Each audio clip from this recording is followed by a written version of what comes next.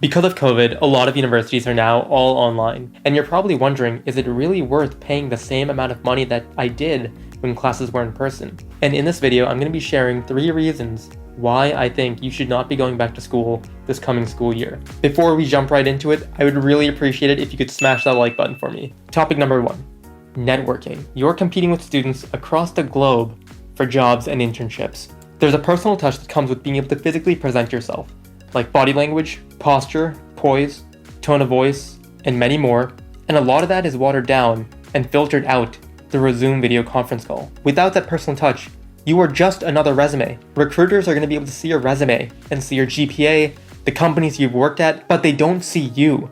In an actual career conference, you get the chance to meet the recruiter, shake their hand, be able to talk with them in person. In that conversation, so much can happen. The recruiter may get the feeling that you are a good candidate based on that interaction alone. I find it very hard to believe that that setting can be replicated in a very similar manner virtually. If we were to take the same exact career conference and bring it virtually, it would take an enormous amount of time and effort for a recruiter to be able to have, even if it's just a 2 to 5 minute conversation, but with 25 people, if not more than that. So you lose that personal touch. I'm someone who thrives in that kind of setting, in a setting where I can at least show my face, get to have a conversation with the other person. I shine in environments like that. I am not someone who shines on a piece of paper. So the bottom line here is that you lose on that personal touch. Unfortunately, in a virtual setting, you will probably be graded much more heavily on what you have on your resume as opposed to who you actually are. Point number 2, you save money. You aren't paying thousands of dollars only for the classes that you're taking or only because of the diploma you'll get for completing the requirements for your degree. You're paying thousands of dollars because of the facilities the university is offering, whether it's the library or the gym.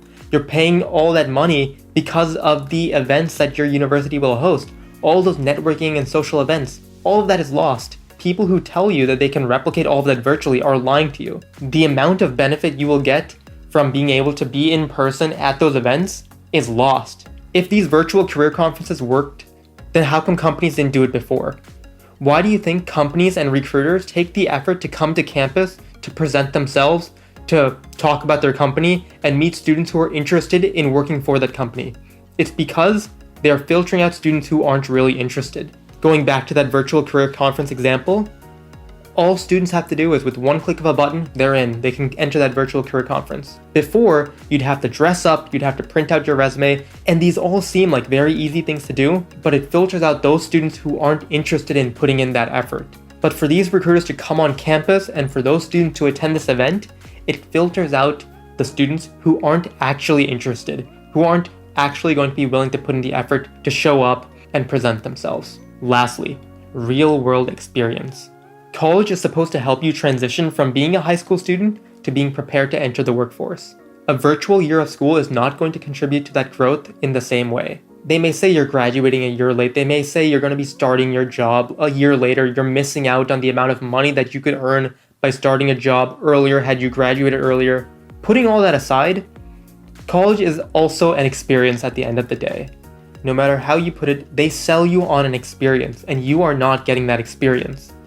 When it's all said and done, you should not be having to pay the same amount of money, all those thousands of dollars, if you're not getting the same exact experience.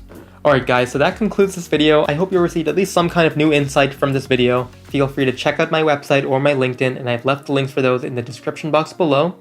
So thanks again, and I'll see you in the next video.